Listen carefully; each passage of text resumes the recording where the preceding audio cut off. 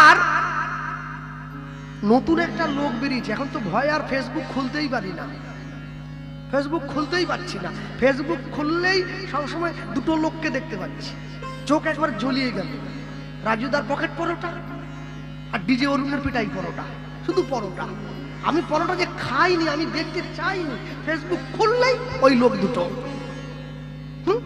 সে একটা লোক শুধু ভুল ভাল বকে, ডিজে অরুণ নাকি, আর সে 20 টাকায় 3টে পরোটা, আনলিমিটেড তরকারি, একটা পেঁয়াজ, একটা লঙ্কা, ওরে অ্যাডভার্টাইজ সব সময়, শুধু পরোটার বিজ্ঞাপন।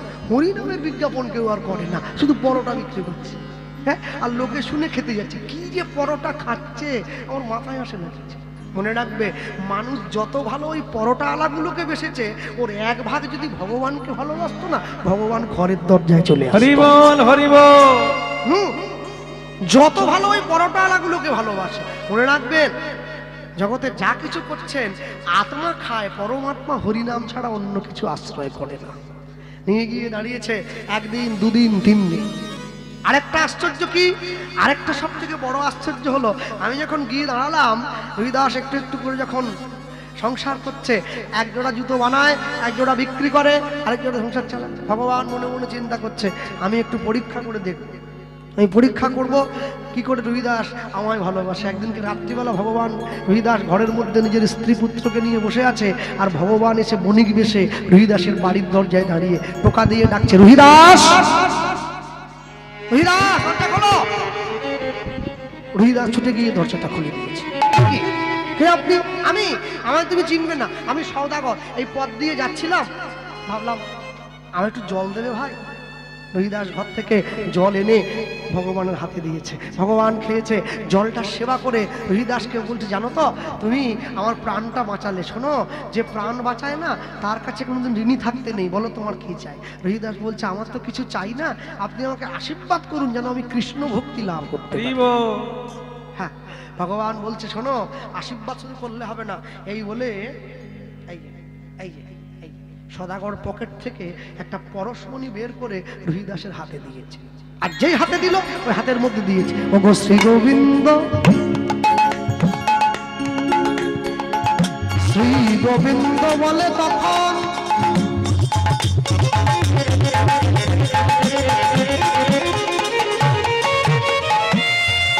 ওগো শ্রী গোবিন্দ বলে তখন এই পরশমণি রহিদাস বলে, মনি আমি, তুমি আমারে ভুলাও। শ্রী গোবিন্দ বলে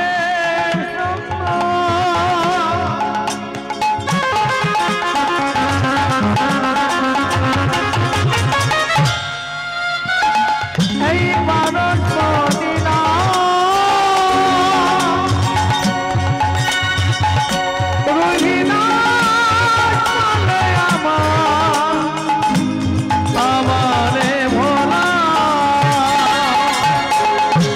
গোবিন্দ বলে তখন এই পরশমণি রহিদাস বলে, মনি আমি, তুমি আমাদের ভুলাও। গোবিন্দ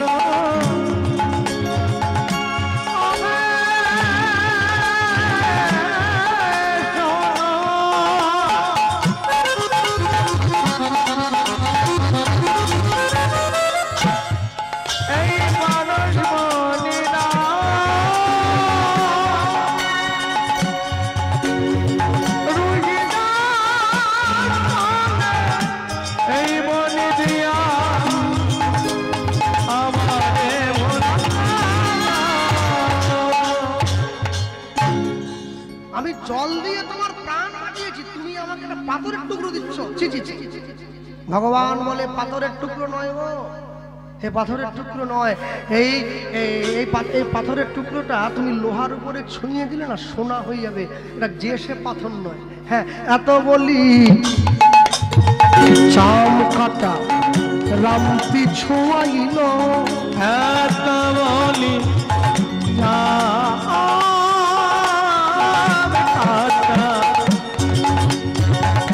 রামপি জয়িল তব দেখিতে দেখিতে রামপি সোনার হইল আয়না দেখিতে দেখিতে রামপি সোনার হইল তব দেখিতে দেখিতে রামপি সোনার হইল তব দেখিতে দেখিতে রামপি সোনার হইল।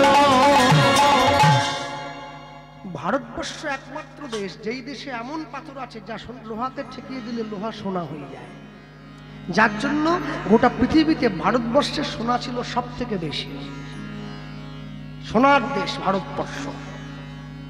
ইংরেজরা 200 বছর ধরে লুট করে নিয়েও দেশের সোনা সম্পূর্ণ শেষ করতে পারে, ইতিহাস সাক্ষী আছে। ইংরেজ যখন দেশ থেকে চলে যায় শুধু সোনা নিয়ে গেছে 800 জাহাজ, 800 জাহাজ সোনা। তারপরেও আমরা বেঁচে আছি কেন জানো? আমাদের সংস্কার, আমাদের সংস্কৃতি আমাদের বাঁচিয়ে রেখেছে, আমাদের ধর্ম আমাদের বাঁচিয়ে রেখেছে।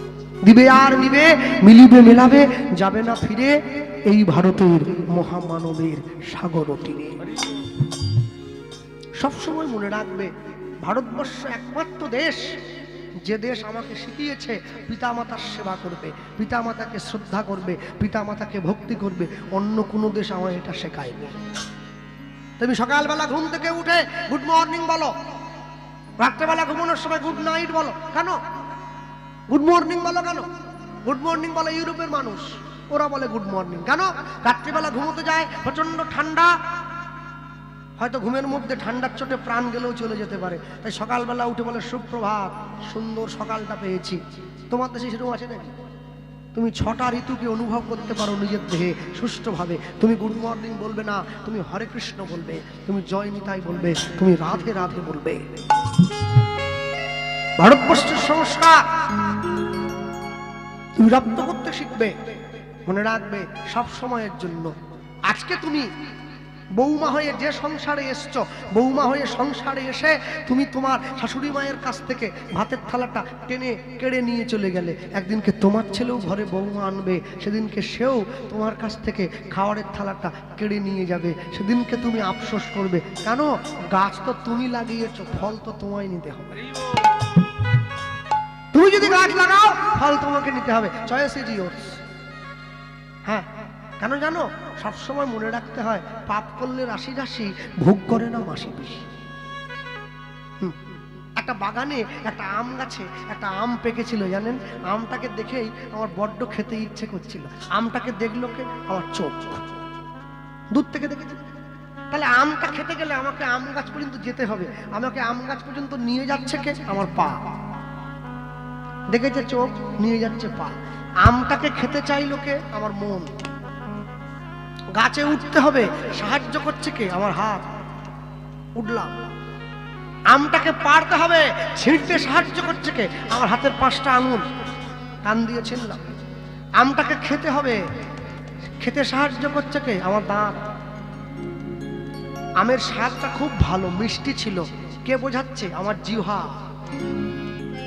আমটা জমা হলো কোথায়? পেটে। এই পুরো ঘটনাটা কে দেখলো? বাগানের মালিক। সে এসে আমায় ধরে আমায় পেটালো। মার খাচ্ছে কে? আমার পিঠ। যার সঙ্গে এ ঘটনার কোনো মিলই নাই, সে দেখেও নি, সে জানেও না, সে খেতেও চায় কিচ্ছু নাই, সে মার খেয়েছে। রাজার পাপে রাজ্য নষ্ট, তাতে পায় প্রজারা কষ্ট। হ্যাঁ, সবসময় মনে রাখবেন, জগতে যাই কিছু করুন না কেন, যেভাবেই চলুন, ঈশ্বরকে বাদ দিয়ে পথ চলা যায় না, ঈশ্বরকে সাথে নিয়ে পথ চলতে হয়। হ্যাঁ, ভক্তি যখন ভোজনে প্রবেশ করে, ভোজন তখন প্রসাদ হয়ে যায়। ভক্তি যখন ঘরে প্রবেশ করে, ঘর তখন মন্দির হয়ে যায়। ভক্তি যখন কানে প্রবেশ করে, দেহ তখন সাধুত্বে পরিণত হয়। ভক্তি যখন আত্মায় প্রবেশ করে, দেহ তখন বৈষ্ণবতায় লাভ পরিণত হয়। আর দেহ যখন পরমাত্মায় প্রবেশ করে, দেহ তখন তার চরণে গিয়ে বিলীন হয়ে যায়। হরি বল, হরি বল। এত সুন্দর দেহটা পেয়েছ, কৃষ্ণ ভজনের দেহ, একে নষ্ট করবে না, দেহকে সুন্দর করে চালাবে ভগবান। হ্যাঁ, আর শোনো, যে সমস্ত মানুষ ঈশ্বরের সন্ধানে ছুটে যায়, যদি সাহায্য করতে নাও পারো তাদেরকে ভালোবাসবে, এতেই তোমার কল্যাণ। হ্যাঁ, ভগবান চলে গিয়েছে। আর এই যে ভগবান চলে গিয়েছে রহিদাসের কাছ থেকে বিদায় নিয়ে, রহিদাসের মনে বড় চিন্তা, তাহলে আমার কি ঈশ্বর লাভ হবে না? রাতের অন্ধকারে শুয়ে রয়েছে, ভগবান বণিক বেশে স্বপ্ন দেখা দিয়ে বলছে, রহিদাস কে? আমি। রহিদাস দেখছে সেই সওদাগর দাঁড়িয়ে রয়েছে সম্মুখে। দেখি প্রভু তুমি? হ্যাঁ, আমি তোমায় পরীক্ষা করতে গিয়েছিলাম, তুমি তো পরশমণিটা নাওনি, তাই আমি সেই পরশমণিটা লই তোমার খড়ের চালে গুঁজে এসেছি। হ্যাঁ, যার টাকার দরকার নেই সে লটারির টিকিট কাটছে, আর যার টাকার দরকার সে টিকিট কেটেও টাকা পায় না। হ্যাঁ, চাইলে গরিব হওয়া যায়, চাইলে বড় লোক হওয়া যায় না, ওটা সৌভাগ্যের বশে লাভ করতে হয়। ভক্তমণ্ডলী মায়েরা মনে রাখবেন, পায়ের জুতো যদি 1 লক্ষ টাকাও দাম হয় না, ওটা পায়েই পরা হয়। আর কপালের সিঁদুর যদি 1 টাকাও দাম হয়, ওটা সিঁথিতেই পরা হয়। প্রত্যেকটা জিনিসের স্থান আছে, আপনি গুলিয়ে দিলে চলবে না। যারা বসে আছেন এই স্থানে ভগবানের প্রসাদ পাচ্ছেন, দুপুরে পেয়েছেন, দুপুরবেলা ভগবানের প্রসাদ পেলে রাত্রে নিরামিষ খেতে হবে, তবে প্রসাদের ক্রিয়া হবে, না হলে হবে না। আর রাত্রিতে প্রসাদ পেলে দুপুরে নিরামিষ খেতে হবে, তবে প্রসাদের ক্রিয়া হয়, না হলে হয় না। হ্যাঁ, যখন মন্দিরে গিয়ে কালী ঠাকুরের চরণামৃত নাও, স্নান জল, স্নান জলটা নেওয়ার পরে হাতটা কি করো? মাথায় মুছে নাও। তাহলে এই যে প্রসাদ দিচ্ছে সকলকে এই বাটিতে বাটিতে করে, এ খাওয়ার পরে হাত কি করবে? মুছে নেবে? কেন মুছবে নি? কেন মুছবে নি? জল নেওয়ার পরে মুছে নিচ্ছ, খিচুড়ি নেওয়ার পরে মুছে নাও। যদি কষ্ট হয় আঁচলে মুছে নেবে। হ্যাঁ, প্রসাদ নেওয়ার পরে কোনোদিন মাথায় হাত মুছতে নেই, সেটা চরণামৃত হোক চাই খিচুড়ি, হাত ধুয়ে নিতে হবে। হাত না ধুলে এখানে ব্রহ্ম সনাতন আছে না, উচ্ছিষ্ট হয়ে যায়। হ্যাঁ, হাত ধুয়ে নিতে হবে, মুছে নিতে হবে। কেন? সব সময়ের জন্য মনে রাখবে, পৃথিবীতে মানুষ যা শিক্ষা অর্জন করছে, যদি আধ্যাত্মিক শিক্ষা না অর্জন করে তার জীবনটা অন্ধকারে রয়ে যাবে। বিবেকানন্দ বলেছিলেন, education is the manifestation perfection already in man. মানুষের প্রকৃত শিক্ষা তার নৈতিক, চারিত্রিক এবং আধ্যাত্মিক বিকাশ। শিক্ষা অর্জন করবে। ছেলেকে বাইক নয় জীবন দাও, মেয়েকে মোবাইল নয় সংস্কার দাও। তবে তো জীবন সুন্দর হবে, তবে তো জীবন আনন্দের হবে। না হলে হয় কি? না হলে কোনোদিন হয় না। ভক্তমণ্ডলী মায়েরা নিয়ে গিয়ে সম্মুখে যখন দাঁড়ালো, ঋষিদাস ভগবানকে বলছে, প্রভু আমি তোমার চরণে যেতে চাই। ঋষিদাস তুমি চিন্তা করো না। হ্যাঁ, হস্তিনাপুরে এসো, যুধিষ্ঠির মহারাজ রাজসূয় যজ্ঞ করছে, আমি সবার চরণ ধোয়াবার দায়িত্বে রয়েছি। হ্যাঁ, আমার কাছে তুমি আসবে, আমার সঙ্গে তোমার মিলন হবে, আমি তোমাকে বুকে জড়িয়ে ধরবো, তোমার গুরুদেবের দেওয়া কথা তোমায় রাখবো। কিন্তু প্রভু আমি হস্তিনাপুরটা চিনব কি করে? আমি ভীমকে পাঠিয়ে দিচ্ছি, ভীম তোমায় আনার জন্য যাবে। ভীম এসেছে, ভীম এসেছে। রহিদাস আমি ভীম।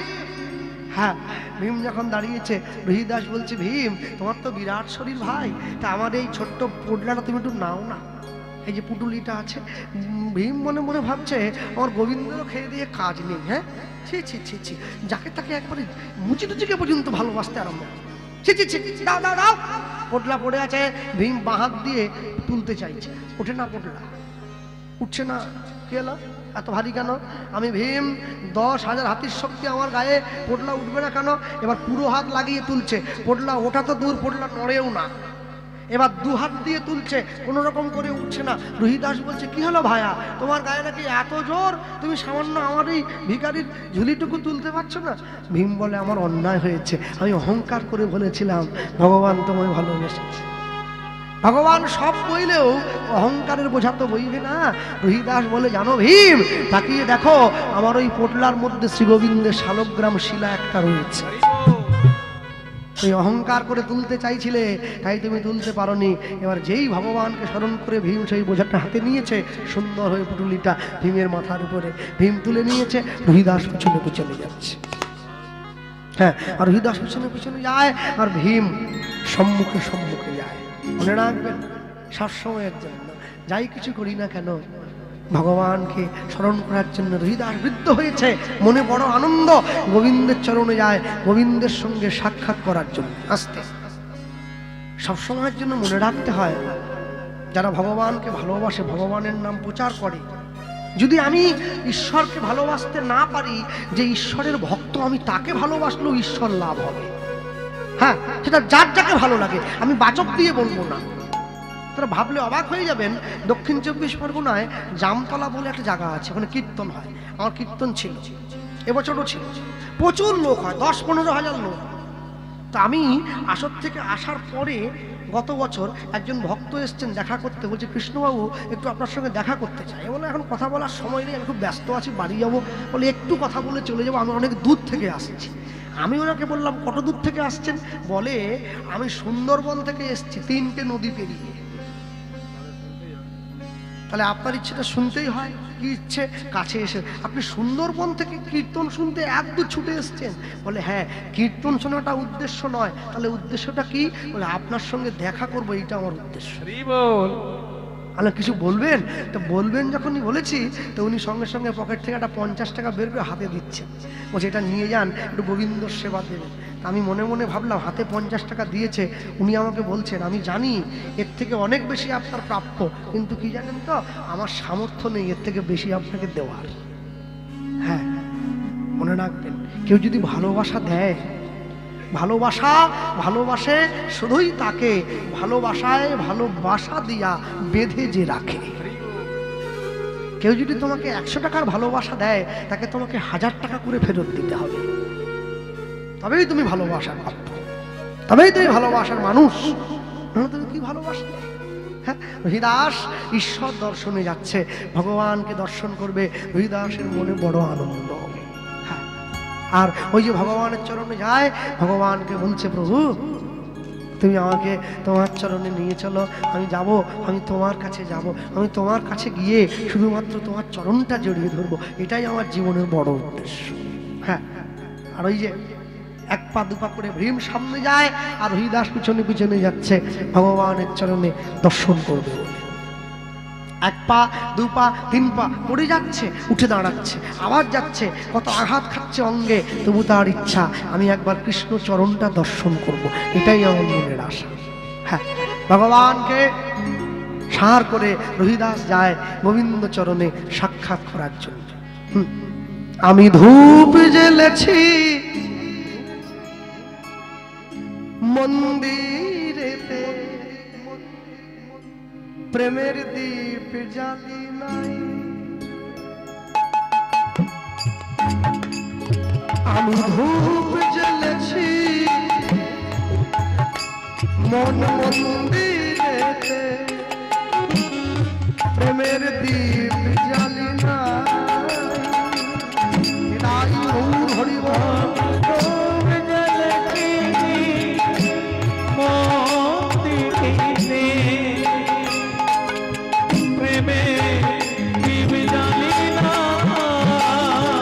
আমি ধূপ জ্বেলেছি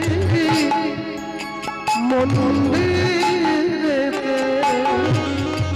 প্রেমের দীপ জ্বালি না, আমি ধূপ জ্বেলেছি মন্দিরেতে, প্রেমের দীপ জ্বালি না,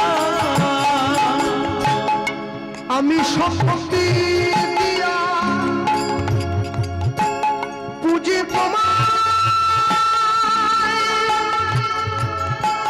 ভক্তির ডালে, আমি শক্তি দিয়া মা কালীর সামনে পাঁঠা বলি হয় না, পাঁঠাটাকে কাটার জন্য শক্তির দরকার হয়, ভক্তি নয়। শক্তি দিয়ে গোবিন্দ পাওয়া যায় না, ভক্তি দিয়ে পাওয়া যায়। আমি শক্তি দিয়া পুজি মধ ভক্তির ডালি, আমি ধূপ জ্বেলেছি মন্দিরেতে, প্রেমের দীপ জ্বালি না, আমি ধূপ জ্বেলেছি মন্দিরেতে, প্রেমের দীপ জ্বালি না, আশা গাওয়া ভাবে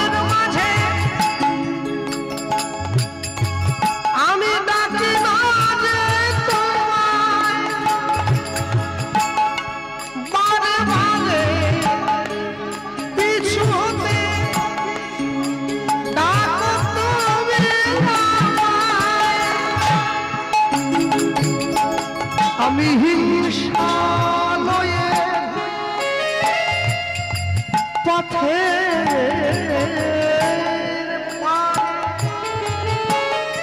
কভু চলি যাই প্রেমের দীপ জ্বালি না আমি ডুব জ্বালাতে মন্দিরেতে প্রেমের দিন জ্বালি না আমি ডুব জ্বালাছি মন্দিরেতে প্রেমের দিন জ্বালি না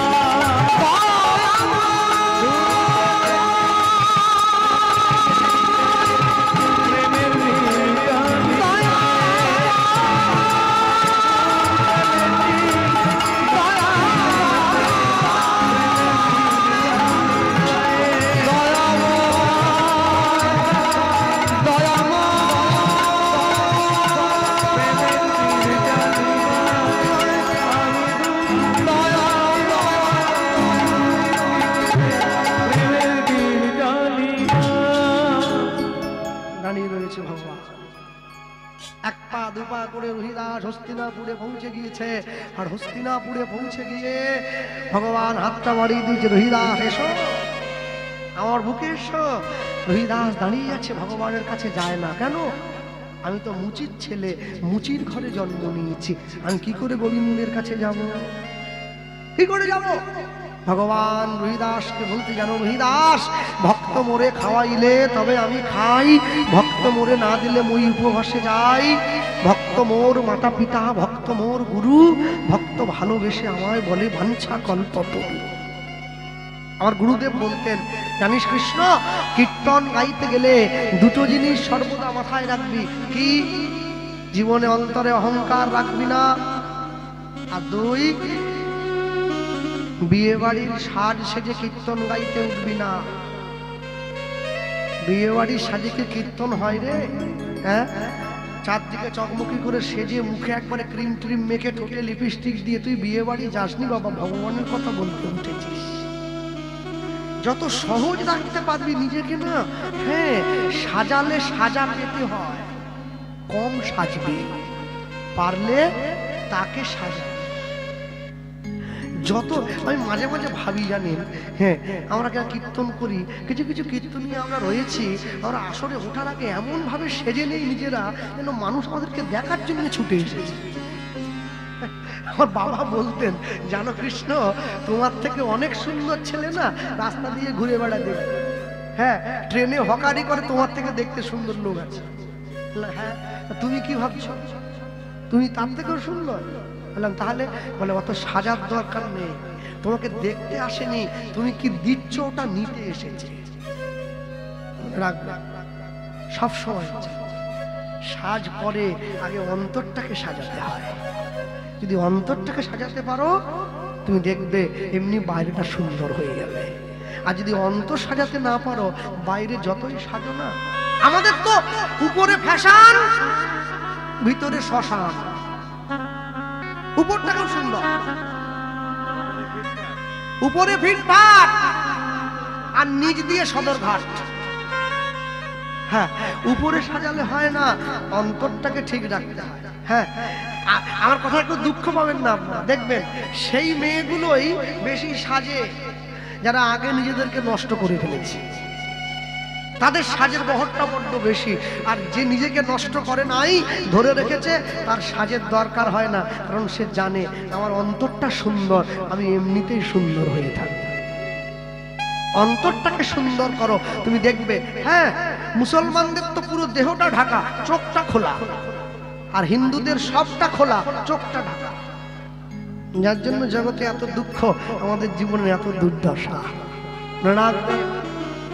জগতে যাই কিছু করুন না কেন, কোনোদিনের জন্য ঈশ্বরের সত্তাকে লুকিয়ে জগতে কিছু পাওয়া যায় না। ভক্তমণ্ডলী, ভক্তিমতী মায়েরা, রহিদাস আসতে চায় না, ভগবান ছুটে গিয়ে রহিদাসকে বুকে জড়িয়ে ধরেছে। প্রভু, আমার জীবনের সমস্ত আশা পূর্ণ হয়েছে, আমার গুরু রামানন্দ স্বামীর কথাও আমি পূর্ণ করেছি, কিন্তু আমার জীবনে আরেকটা ইচ্ছা আছে। তো আমার জীবনেও একটা ইচ্ছা আছে, আমি একটা ইউটিউব চ্যানেল খুলবো। কারণ এরা পয়সা পাচ্ছে, সব মারুতি করে করে ছুটে ছুটে এসছে, তা পয়সা না পেলে এমনি এসছে। আর যদি আমি একটা চ্যানেল খুলি তাহলে সব আমার, যত মাল হবে সব আমার ঢুকে যাবে, বাঁ পকেটে ডান পকেটে। হ্যাঁ, আবার এখন দেখছি ইউটিউবে আমাকে না বলেই লোক আমার নামে চ্যানেল খুলে দিয়ে সর্বনাশ করেছে। আমি কি করছি, ও আমাকে ছবিটা পাঠিয়ে, ওকে আবার ফোন করে বলে তুমি কি করেছো ভাই, আমার নামে খবরদার খুলো নি, আমি চ্যানেল খুলি না। ও দাদা আপনার নামে চ্যানেলটা করলে একটু ভালো চললো, পয়সা আসে। আপনি সে যা করিস করে আমার ছবিটা উড়িয়ে দিয়ে আগে, তুই আগে শিগগিরই ওটা। হ্যাঁ, লোকে এমনি লাঠি নিয়ে বসে আছে, আবার ছুটে তেড়ে মারতে আসবে আমাকে। হ্যাঁ, ওটা ওটা শিগগিরই ওটা। যাক, আমি বলতে গিয়ে বলবো রহিদাস ভগবানকে জড়িয়ে ধরেছে বক্ষ মাছ। যাওয়ার বেলা ইচ্ছাটা জানাচ্ছি, এটি কথা শুধুই বলে যাই, জনম জনম এই হরিনা আমি যেন গাই। যাওয়ার বেলা একটি কথা শুধুই বলে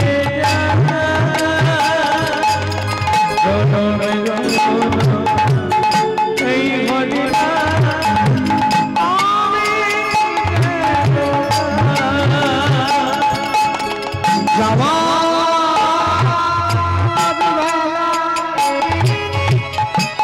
একটি কথা শুধুই বলে যাই, জনম জনম এই হরিনা আমি যেন গাই।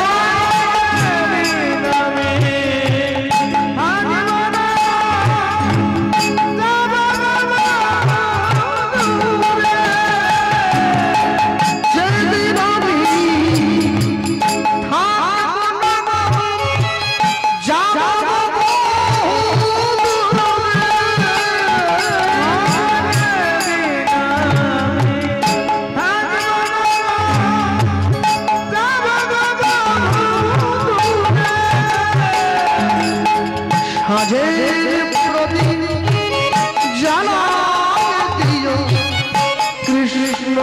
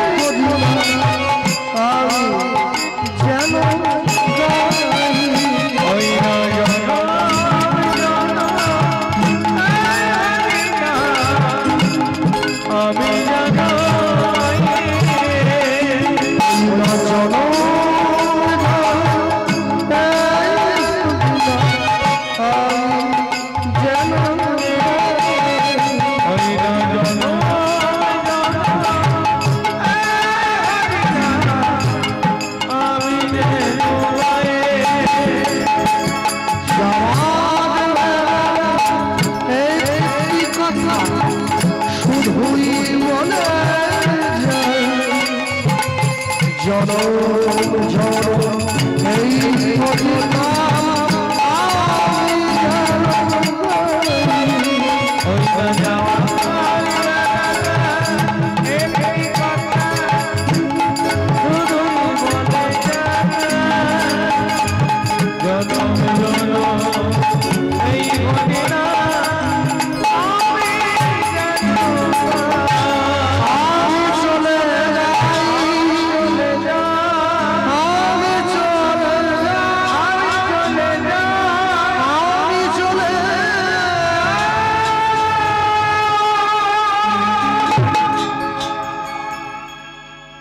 ভগবানের বুকে মাথা দিয়ে রহিদাস জীবনের শেষ প্রাণবায়ুটা পরিত্যাগ করল।